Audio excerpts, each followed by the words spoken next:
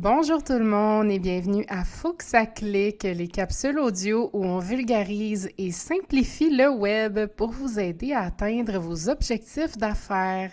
Et parlant d'objectifs, aujourd'hui, je vous explique comment on crée une stratégie de marketing web qui permet d'atteindre des objectifs et qui va générer un retour sur votre investissement. Pour qu'une stratégie de marketing vaille la peine, pour qu'elle soit payante, ça prend un minimum de préparation et de planification. Pour vous guider dans tout ça, je vous donne les 4 étapes pour y arriver. Je me lance tout de suite avec la première étape qui est d'identifier et comprendre votre client cible. Une stratégie de marketing web, ça va permettre, généralement, contrairement au marketing plus traditionnel, de cibler précisément une certaine clientèle puis d'interagir avec cette clientèle-là. Donc, toute action sur le web devrait être effectuée en gardant en tête votre audience cible. Ça va vous permettre d'optimiser votre investissement en prenant des décisions qui sont vraiment plus éclairées. Donc, la première étape pour débuter votre stratégie de marketing web, c'est évidemment d'identifier cette audience-là. Donc, d'identifier votre client cible et de vraiment bien le connaître. Votre client cible va se définir par diverses choses, son genre, son âge, son éducation, son pouvoir d'achat, la région dans laquelle il habite et bien d'autres caractéristiques. Puis au-delà des données démographiques, c'est vraiment important de connaître le comportement de votre client cible. Comment il agit dans son processus d'achat. Puis pour vous aider dans tout ça, vous pouvez créer ce qu'on appelle un persona. Un persona, là, c'est un peu une représentation de votre client parfait. Puis ça va vous servir de référence pour la création du parcours client. Donc, voici quelques questions que vous pouvez vous poser pour vous aider à établir votre persona. Donc, pour qui est destiné votre produit ou votre service? C'est quoi la démographie et les caractéristiques de ces personnes-là? Pourquoi votre produit ou votre service est destiné à cette personne-là en particulier? Puis, quel problème vous venez régler avec votre produit ou votre service pour cette personne-là? Donc, c'est juste des petites idées de questions que vous pouvez vous poser qui va guider votre réflexion. Maintenant que vous avez pris en compte les caractéristiques, le comportement, les problèmes et les frustrations de votre persona, vous êtes prêt à passer à la prochaine étape. Mais vous devez vraiment garder en tête ce persona à chaque décision que vous allez prendre lors de l'élaboration et la mise en place de votre stratégie. Donc, ensuite, on peut passer à la deuxième étape qui est d'établir des objectifs et des indicateurs de performance. Maintenant que vous connaissez bien votre marché, vous devez vous connaître vous-même. Vous devez analyser les besoins et les ressources actuelles de votre entreprise et déterminer des objectifs clairs et des indicateurs de performance. Si vous n'avez pas d'objectifs clairs, vous ne pourrez pas savoir si votre stratégie elle fonctionne ou pas. Vous n'aurez pas d'informations sur laquelle vous basez pour prendre des décisions. Malheureusement, il y a vraiment beaucoup d'entreprises qui se lancent dans le marketing web sans objectifs précis ou bien avec des objectifs qui sont très qualitatifs. Donc, c'est pas évident de les évaluer. Votre but, ça peut être d'améliorer votre image de marque, d'augmenter votre chiffre d'affaires ou développer votre notoriété, par exemple.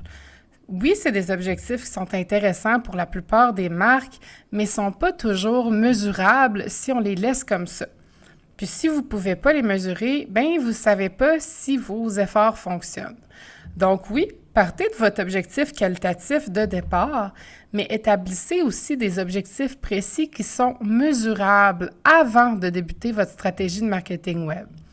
Donc, je peux vous donner quelques exemples d'objectifs qui sont mesurables.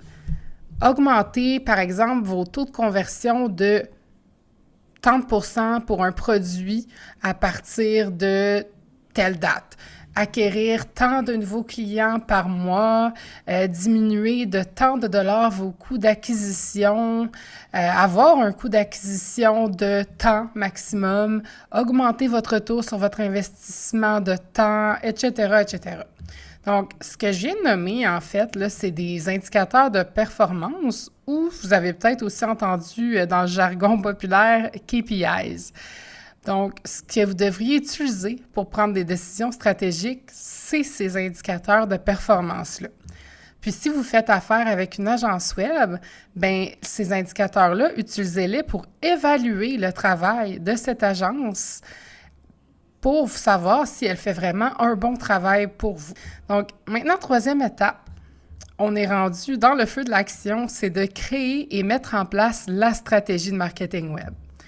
Donc, maintenant que vous avez une bonne base, vous pouvez presque vous lancer dans l'action, en fait. La prochaine étape, c'est de créer votre stratégie de marketing web et de sélectionner c'est quoi les canaux qui sont pertinents pour votre objectif. Donc, vous le savez sûrement, là, il existe différents moyens d'atteindre vos objectifs avec le web. La publicité web, le référencement web, le marketing de courriel, les médias sociaux et bien d'autres. Peu importe quel canal va comprendre votre stratégie de marketing web, n'oubliez jamais votre persona. Aussi, c'est souvent pertinent, plus souvent qu'autrement, d'utiliser plus d'un canal, parce que ces derniers vont souvent être complémentaires pour atteindre votre objectif. Si vous ne savez pas par où commencer, vous pouvez aussi consulter un professionnel qui va vous conseiller sur la bonne stratégie à adopter pour atteindre votre objectif. Puis là, une fois que votre stratégie est créée et elle est lancée, bien, on arrive à la quatrième étape qui est vraiment la plus importante. C'est elle qui va déterminer le vrai succès de votre stratégie de marketing web. C'est l'analyse et l'optimisation. Donc là, votre stratégie est mise en place, bien, vous allez avoir des données à analyser. Les indicateurs de performance qu'on a parlé à l'étape 2, bien, c'est maintenant qu'ils entrent vraiment en jeu. Donc, de manière régulière et fréquente, vous allez analyser vos indicateurs de performance et les données accumulées. Vous allez pouvoir déterminer le progrès de la stratégie, ce qui fonctionne, ce qui ne fonctionne pas.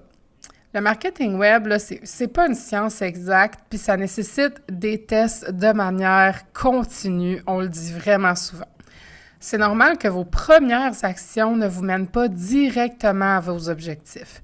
Le but, c'est vraiment d'analyser les données que vous avez, optimiser vos actions sur le web, toujours dans une optique d'améliorer vos résultats et d'atteindre l'objectif initial. Donc voilà, c'était vraiment les 4 étapes à suivre pour créer une stratégie de marketing web qui rapporte, qui génère un retour sur votre investissement. J'espère que ça vous éclaire un peu. Si vous êtes complètement perdu dans tout ça ou que vous avez essayé de suivre les étapes, mais que c'est pas clair pour vous, que ça va toujours pas, vous obtenez pas de résultats, contactez-nous. Ça va nous faire plaisir de vous donner un petit coup de pouce avec tout ça. Donc, rendez-vous sur le monsieurnumérique.com pour prendre un rendez-vous avec un conseiller ou pour consulter notre blog rempli de trucs et astuces. Sur ce, merci pour votre écoute et à très bientôt dans une prochaine capsule.